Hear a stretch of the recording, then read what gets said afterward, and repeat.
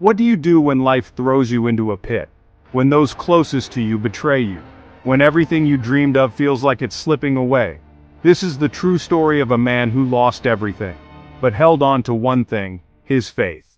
In the book of Genesis chapter 37 we meet Joseph, the 11th son of Jacob.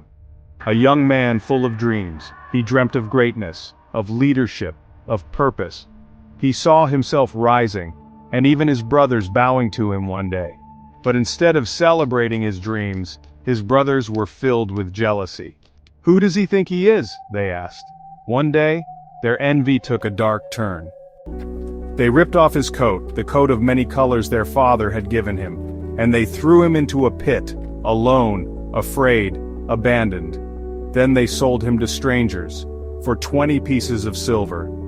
Joseph was taken far away to Egypt, a dreamer turned into a slave. But Joseph never lost faith. He didn't complain, he didn't curse God, he worked hard, remained faithful, and earned favor, even in slavery. Yet life tested him again.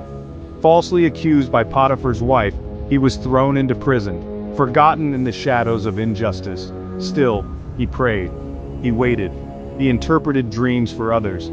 He held on to the promise he once saw in his dreams, and God was with him, even there. Years passed. Then, one day Pharaoh, the ruler of all Egypt, had a dream no one could understand. That's when someone remembered Joseph, the prisoner who could interpret dreams.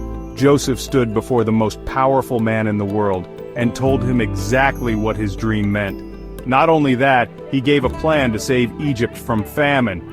Pharaoh was so moved that he made Joseph second in command over all Egypt.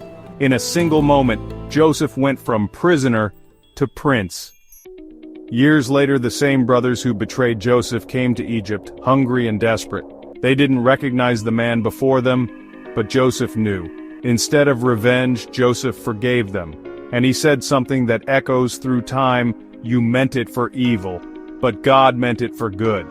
Joseph's story reminds us that delay is not denial, that every setback is a setup, that the pit is not the end of the story, it's the beginning of something divine.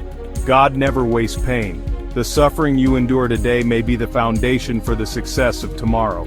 Stay faithful, stay grateful, stay patient, because the same God who was with Joseph is with you, right now, right here. And remember, when life puts you in a pit, God is preparing you for a palace.